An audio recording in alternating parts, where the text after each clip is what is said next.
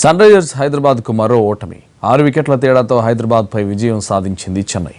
ఈ గెలుపుతో పాయింట్ల పట్టికలో అగ్రస్థానానికి చేరుకుంది చెన్నై. ఈరోజు బెంగళూరులో రాయల్ ఛాలెంజర్స్, పంజాబ్ కింగ్స్ తలపడనున్నారు. సన్ రైజర్స్ హైదరాబాద్తో జరిగిన మ్యాచ్లో చెన్నై సూపర్ కింగ్స్ 6 వికెట్ల తేడాతో ఘన విజయం సాధించింది. ఈ విక్టరీతో ఎల్లో ఆర్మీ దాదాపు ప్లే ఆఫ్కు చేరింది. 176 పరుగుల లక్ష్య ఛేదనతో బరిలోకి దిగిన చెన్నై 3 రన్స్కే ఫస్ట్ వికెట్ కోల్పోయింది. అయితే సురేష్ రైనా, వాట్సన్ కలిసి చెలరేగిపోయారు. వాట్సన్ 53 బంతుల్లో 96 పరుగులు చేయగా రైనా 24 బంతుల్లో 38 రన్స్ చేశాడు. వాట్సన్, రైనా బాధ్యతాయుతంగా ఆడి చెన్నై విజయంలో కీలకంగా మారారు. చివర్లో కేదార్ జాదవ్ గేమ్ ఫినిష్ చేశాడు. టాస్ ఓడి బ్యాటింగ్కు దిగిన సన్ రైజర్స్ 3 వికెట్లు కోల్పోయి 175 రన్స్ చేసింది. బెయిర్స్టో డకౌట్గా పెవిలియన్కు చేరడంతో హైదరాబాద్ తొలి వికెట్ కోల్పోయింది.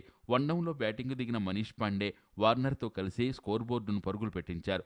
హర్భజన్, వార్నర్ను అవుట్ చేయడంతో 115 పరుగుల భాగస్వామ్యాన్ని బ్రేక్ చేసింది చెన్నై. డేవిడ్ వార్నర్ 57 పరుగుల దగ్గర పెవిలియన్కు చేరాడు. ఆ తర్వాత బ్యాటింగ్కు దిగిన విజయ్ శంకర్ 26 పరుగులతో మనీష్ పాండేకు హెల్ప్ అయ్యాడు. వార్నర్ 57 రన్స్ చేశాడు.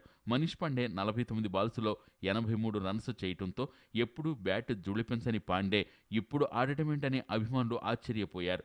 ఈ ఐపీఎల్లో ఇప్పటికే 7 మ్యాచ్లాడి 137 రన్స్ చేశాడు మనీష్ పాండే. ఈ సీజన్లో చెన్నైపై 83 రన్స్తో హయ్యెస్ట్ స్కోర్ చేశాడు.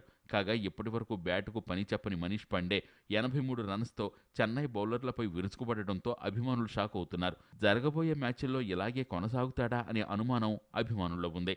ఇవాళ బెంగళూరు వేదికగా రాయల్ ఛాలెంజర్స్ పంజాబ్తో తలపడనుంది.